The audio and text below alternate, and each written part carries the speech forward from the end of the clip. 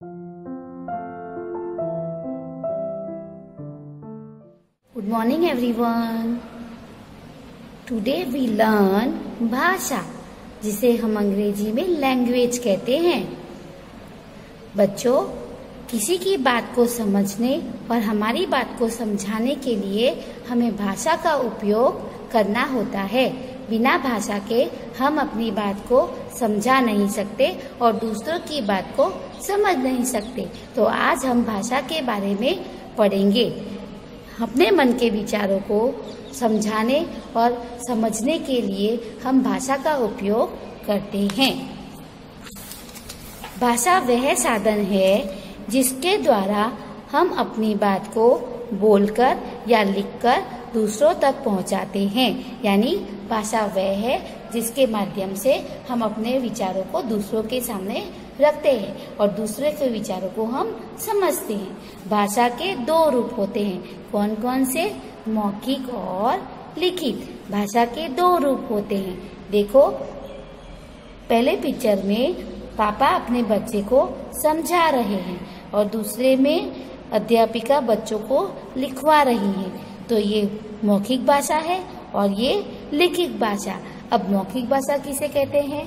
तो बोलकर अपनी बात को दूसरों तक पहुंचाना और सुनकर दूसरे की बात को समझना ही मौखिक भाषा है। मतलब कि हम अपनी बात को बोले और दूसरा उसे समझे या दूसरा बोले और हम उसको समझे, तो वो भाषा का मौखिक रूप होता है।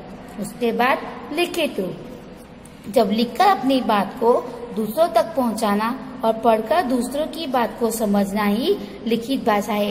यानी जब हम लिखते हैं और दूसरा उसे पढ़ता है तो वो भाषा का लिखित रूप होता है। ठीक है। अब अध्यापिका श्याम पट पर लिख रही है, तो भाषा का कौन सा रूप हुआ? यस, लिखित रूप, क्योंकि अध्यापक श्याम पट पर लिख रही है और हम उसे पढ़कर लिख रहे हैं या समझ रहे हैं, तो ये भाषा का लिखित रूप है। ठीक है। अब हमारे देश में बहुत सारी भाषाएं बोली जाती है। बहुत सारी भाषाएं हमारे देश में बोली जाती है, जैसे हिंदी, गुजराती, मराठी, बंगाली, पंजाबी, सिंधी, उड़िया। हर जगह पर अपनी अलग अलग भाषा बोली जाती है, लेकिन हमारी राष्ट्रीय भाषा हिंदी है।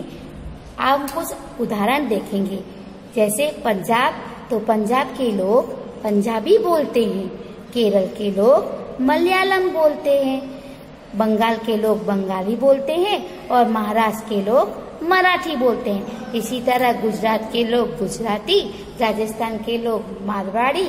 हर जगह अलग अलग भाषाएं बोली जाती है।